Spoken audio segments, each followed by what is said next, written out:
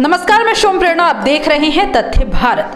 बिहार के आरा में कार्यकर्ता संवाद कार्यक्रम का आयोजन आरजेडी के द्वारा किया गया, जहां पर बिहार सरकार में मंत्री रामानंद यादव भी शिरकत किए। वहीं वो मीडिया के सवालों से घिर गए, जहां पर मीडिया के माध्यम से उन पर कई सवाल किए गए। इन पूरे सवाल के जवाब में उन्होंने किस तरीके से बीजेपी पर हमला बोला, साथ ही के पाठक के मसले पर भी उन्होंने जवाब दिया है और अवैध खनन के मामले पर भी उन्होंने क्या कुछ कहा है, चलिए खबर को विस्तार से देखते हैं। बिहार के आरा में आरजेडी के द्वारा कार्यकर्ता संवाद कार्यक्रम का आयोजन किया गया, जहां इस कार्यक्रम में बतौर मुख्य अतिथि के रूप में बिहार सरकार के खनन व भूतत्व मंत्री रामानंद यादव शिरकत किए।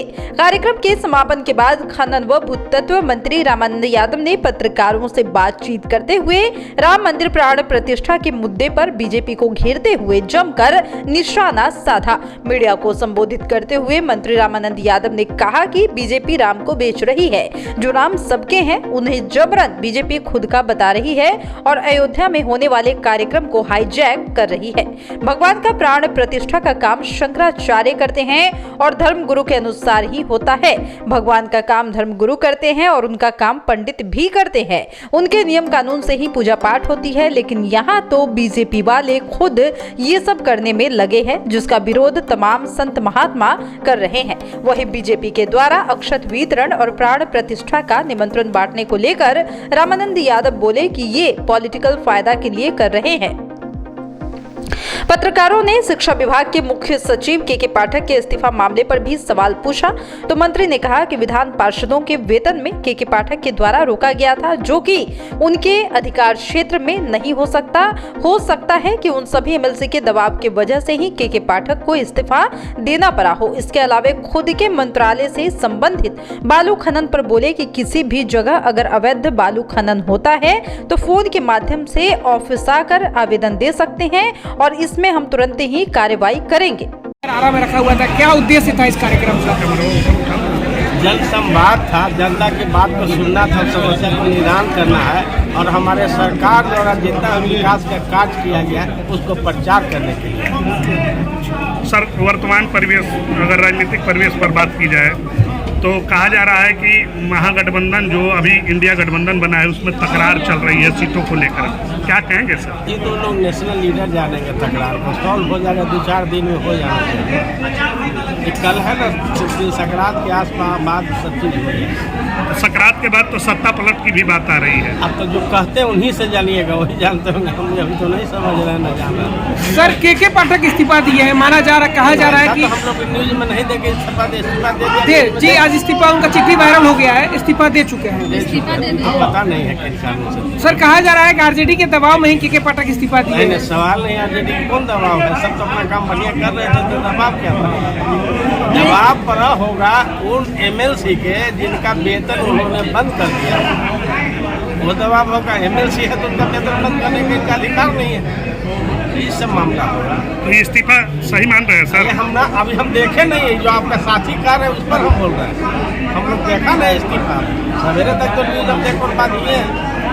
सर, लगातार आरजेडी के नेताओं के द्वारा राम मंदिर पे और राम पे लेकर टिप्पणियां की जा रही है कि ये कितना सही है? देखिए, राम पर जो बीजेपी वाला हाईजैक भगवान राम को करके कर रहे हैं। आप हाले जो देखे ना, चुना हुआ कल बजरंगबली जी के नाम, ये जानता कि झूठा पार्टी है, तो बजरंगबली उल्टा कर दिए। हो सकता भगवान राम आपके हमरे सब जगह मौजूद है, हृदय से पूजा करेगा सब कुछ होगा, लेकिन किसी एक पार्टी के बस में नहीं। पटना में आप जाइएगा तो इस तरफ देखिएगा महावीर स्थान मंदिर, एक पटना जंक्शन के उस तरफ देखिए तो मेरा द्वारा बनाया गया मंदिर है, अभी है बढ़िया, ऐसी बात नहीं। सर, चुनाव आते ही ईडी के द्वारा अभी चार्जशीट दाखिल किया गया है, क्या माना जा रहा है कि लालू यादव जी को परेशान किया जाए? तो आप जान रहे हैं, लालू यादव के पूरे भारत में जो भी उनके खिलाफ हैं सब पर ईडी, ICB, इनकम टैक्स लगाया जा रहा है, तो आप किसी तरह से कमजोर करें और जितना लगाएंगे उतने सब एकजुट होकर उनको हराने का काम करें। सर, आपके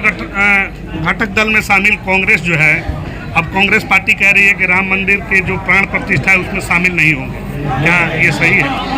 अभी हम जान ना रहे होंगे कि नहीं होंगे, तो उनकी बात है। सर एक आपके मंत्रालय से जुड़ा हुआ सवाल है। हाँ। भोजपुर जिला सोन और बालू के लिए काफी प्रसिद्ध है और यहाँ पर आए दिन अवैध बालू खनन होते हैं और उसमें हत्या आप जैसी सूचना दे लिखे, कई बार आप देखोगे जांच किया। अभी ना हम बोले कि एगो महाबलीपुर में जांच किया जिसमें 60 करोड़ फाइन की अपना टीम के साथ, ठीक जस्ट उसका सामने इस तरह पाए भोजपुर में 78 करोड़ हमने फाइन किया। अब वो लोग हाईकोर्ट में उसको बंद कर दिए। और आप कोइलवर में भी हम गए थे जांच करने के लिए, तो जहां आपको लगे अवैध खनन है वो सूचना दें मेरा हेडक्वार्टर में, चाहे आवेदन दे दें ऑनलाइन, हम कार्रवाई करेंगे। और ऐसे माननीय मुख्यमंत्री जी ने यह निर्देश दिया था चीफ सेक्रेटरी को, डीजीपी को, कि थाना निष्क्रिय है, कहो कि सरकारी संपत्ति के चोरी तुम्हें आवेगा ना, बालू चोरी, उसमें तुम पकड़ो, तो उसको भी अधिकार दे दिए थे। सर 22 तारीख को अयोध्या जा रहे हैं क्या आप?